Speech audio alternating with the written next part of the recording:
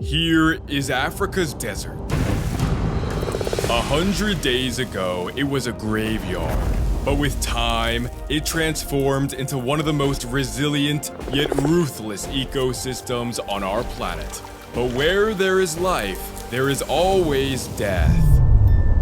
Can life find balance in 100 days, or is it all doomed to die? Well, we'll have to go back to day 1, with the empty tank, some supplies, and a whole lot of cacti. And after building up a deep layer of substrate, I placed in some rock and finally began to plant. But the trees here are covered in razor-sharp spines and a poisonous sap. Those are not coming out.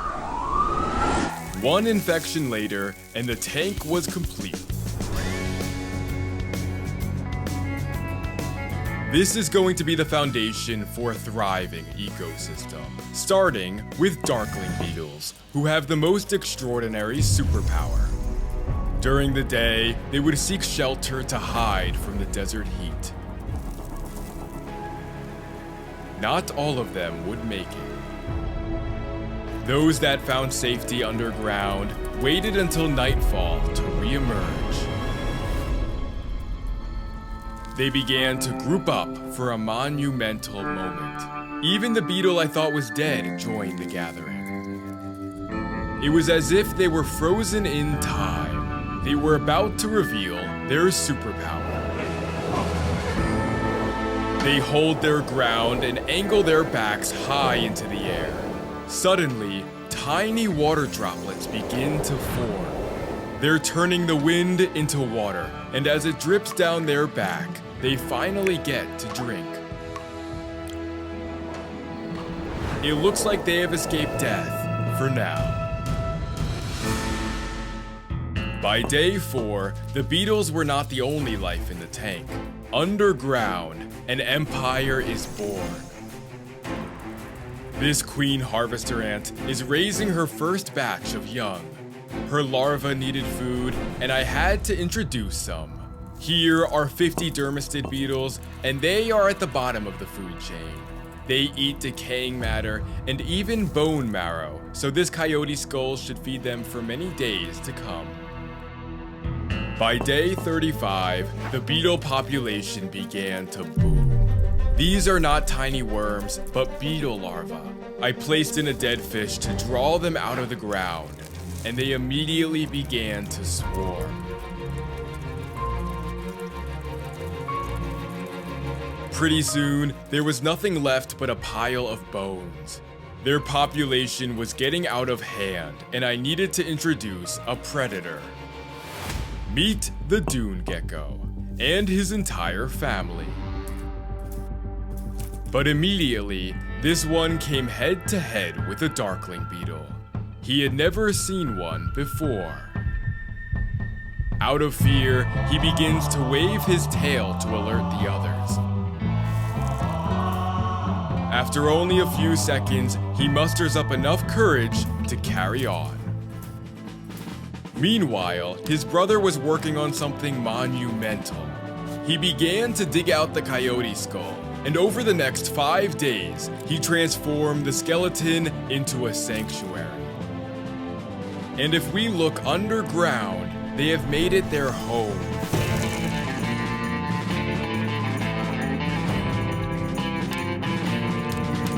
This one was even shedding his skin.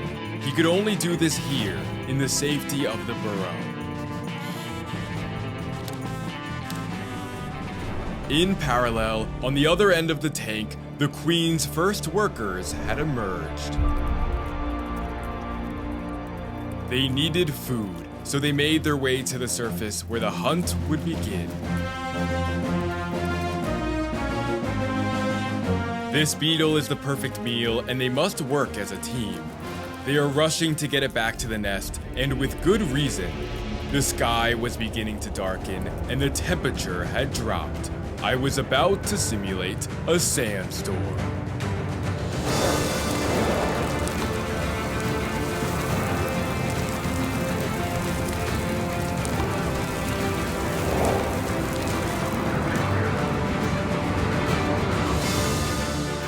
The storm had coated the tank in a thin red sand, but in the ravine, it uncovered something remarkable. Dormant fish eggs. All they needed was a little water. By day 45, the beetles were still overpopulating. I needed to introduce a new predator.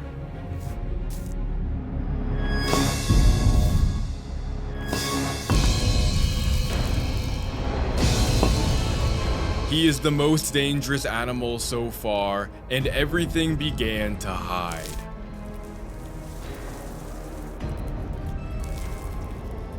But this gecko is far too late.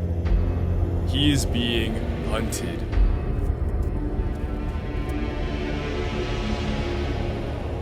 His only chance of survival is to make a run back to his burrow. But who would make the first move?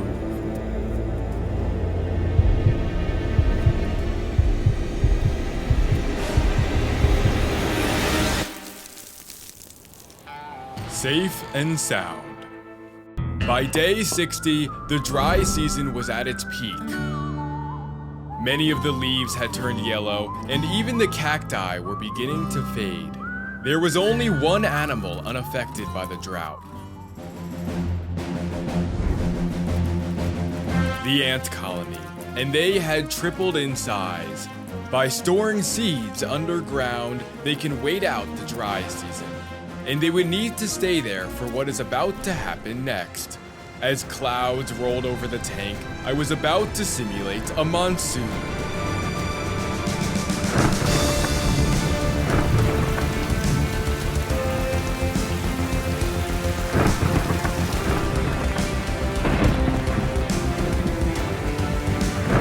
The tank began to flood.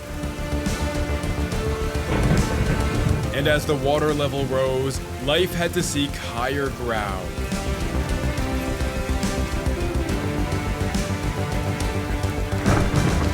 As the storm faded away, animals came running to the river for a drink.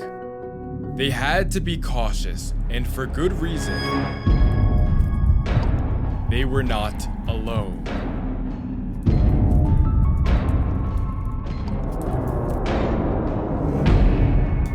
Turns out, he was not looking for a meal, but a drink. He was completely unaware of what was happening underwater.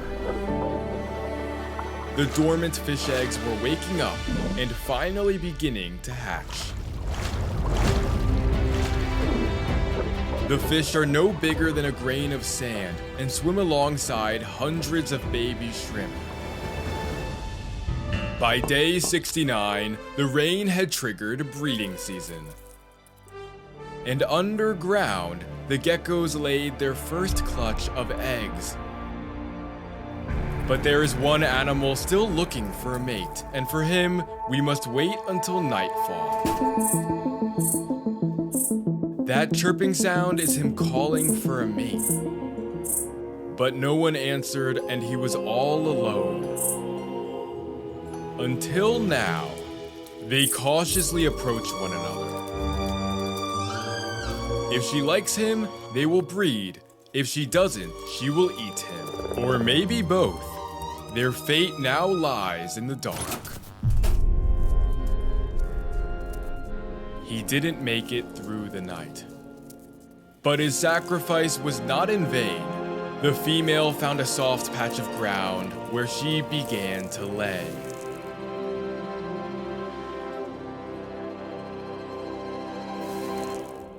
It looks like he'd passed on his genes to a new generation.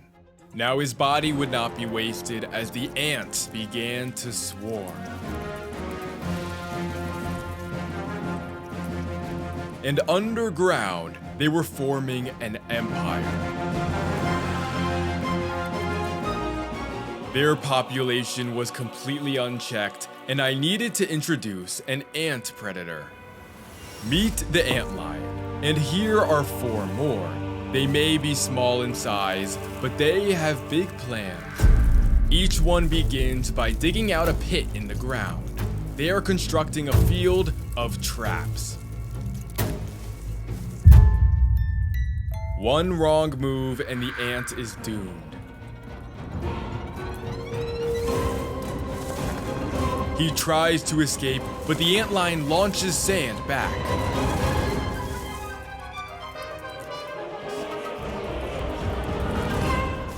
He is finally safe. Or not. There is no way out now. This beetle climbs over as if nothing ever happened. Meanwhile, the river was teeming with life. Dozens of fairy shrimp were reaching adulthood. This one became a meal for the killifish. He will soon be ready to breed. On day 90, a mother's life had come to an end.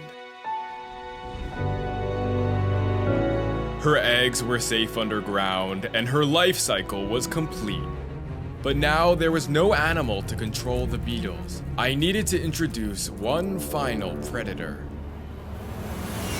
Meet the camel spider. He has the mouth of a crab, the body of a spider, and the charm of my mother-in-law. Time to add him in. And he immediately went on the hunt.